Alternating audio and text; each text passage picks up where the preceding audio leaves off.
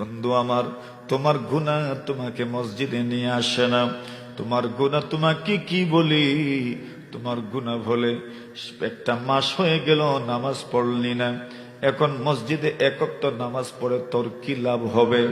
শয়তান ধোঁকা দেয় আর বলে মসজিদে ঢুকিস না। না না, যখনই সুযোগ হবে ঢুকে যায়েন।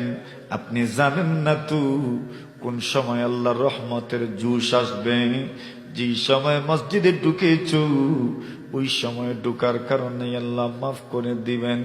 দেখবেন কত ছাত্র আছে মাদ্রাসায় যায় না, স্কুলে যায় না, তখন তাকে তার সাথীরা বলে আজকে মাদ্রাসা আইও, ফিটিট খুল বান্ধি আইও।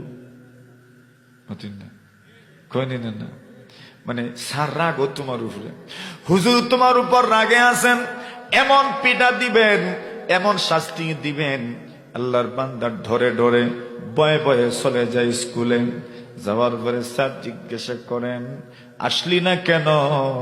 হুজুর জিজ্ঞাসা করেন কেন আসলে না? কিছুই বলে না, মাথাটা নিচের দিকে নিয়ে যায় আর বলে হুজুর আমি যে অপরাধ করেছি শাস্তি যদি আপনি দেন, আমার পুরাটা শরীর আপনি বেত্রাঘাত করে ফুলিয়ে দিলেও কম হবে। আপনি আমাকে যদি শাস্তি দেন আমার কোনো অজুহাত নাই, আপনার সামনে পেশ করার কোনো অজুহাত নাই। এটা নিতান্তই আমার ভুল ছাড়া আর কিছু নয়। উস্তাদ বলেন এমন ভাবে আত্মসমর্পণ করেছি, অসহায় আত্মসমর্পণ যাকে বলা হয়, এমন ভাবে নিজের অপরাধ স্বীকার করে নিল, আর কি শাস্তি দিবায় তারে?